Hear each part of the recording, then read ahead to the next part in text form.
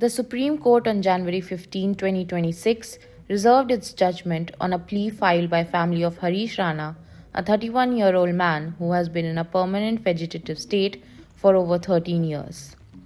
A bench of Justices J.B. Pardiwala and K.V. Vishwanathan heard submissions from the union government and from counsel representing Harish Rana's family.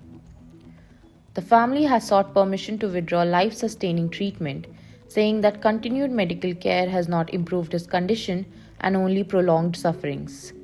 हमने अपनी तरफ से जो दलील दी है as a petitioner Harish Rana की साइड से कि उसे हॉस्पिटल में भेज दिया जाए और वहां पे उसकी जो ट्यूब्स वगैरह है वो निकाल दी जाए जिससे वो नेचुरल कंडीशन में आ जाए और भगवान जैसे चाहे उसको रखे और जैसे भी उसको मुक्त कर सके। एक मोटी सी दलील हमारी ये थी और अपोजिट साइड से जो दलील आई है सरकार की साइड से वो भी सपोर्टिव है क्योंकि उन्होंने भी पर्सनल विजिट किया था जैसे आज मेंशन किया है और उन्होंने भी कहा कि अरुणा शानबाग से और ये केस इसलिए डिफरेंट है कि अरुणा शानबाग टेस्ट भी पहचानती थी, आंखों का मूवमेंट भी होता था, किसी डर को भी फील करती थी। लेकिन हरीश राणा के केस में पिछले 13 साल से ऐसा कुछ भी नहीं है। अगर आप उसको एकदम से डराने की कोशिश करो, आंखों के सामने लेके जाओ, वो रिएक्ट ही नहीं करता। कोई खाना होता है तो वो खाना पेट के बल खाता है, उसमें ट्यूब लगी हो वहां से खाता है, तो उसको टेस्ट का भी कोई पता नहीं है, कुछ भी वो अपने लेवल पे नहीं करता, पूरी तरह से वेजिटेटिव स्टेट है। और दोनों जो बोर्ड बने हैं, एक मेडिकल बोर्ड गाजियाबाद में बना था, उसने कहा कि देयर इज नो चांस, और as well as 6-8 member team बनी थी एम्स की, उसने भी मना किया है कि नहीं, there is no chance of recovery. तो इसी बिहाफ पे हम दोनों साइड से डिस्कशन हुई और ऑनरेबल सुप्रीम कोर्ट ने अपना ऑर्डर आज रिजर्व कर लिया है। What happened to Harish Rana? Harish Rana sustained severe head injuries in 2013 after falling from the 4th floor of his paying guest accommodation while studying at Punjab University.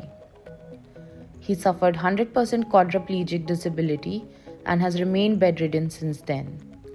According to court records, he cannot speak, hear, see, recognize anyone, or eat on his own, and is entirely dependent on artificial life support. What did the court say? During the hearing, the bench stressed that the decision to withdraw life support must be consistent and well considered. Justice Vishwanathan raised concerns about situations where an emotional decision by a family could conflict with medical opinion. Justice Pardiwala observed that a medical board would come into the picture only after the family formally records its consent in writing to withdraw life-sustaining treatment. The court also indicated that it preferred using phrase withdrawing or withholding life-sustaining treatment rather than passive euthanasia. The Supreme Court recorded that both primary and secondary medical boards that examined Harish Rana were of the view that medical treatment should be discontinued. According to the doctors, Harish is in a permanent vegetative state and is not expected to recover or regain a normal life. The court noted that continued treatment would only prolong his condition with tubes inserted throughout the body without any medical benefits. What does Harish's family want? The bench had earlier met Harish Rana's parents and younger brother. The judges recorded that all three family members, speaking in one voice, requested that steps to be taken to ensure that Harish does not suffer any further. Harish's father told the court that both parents are aging and expressed concern over who would take care for his son if anything were to happen to them. The Supreme Court's verdict is awaited.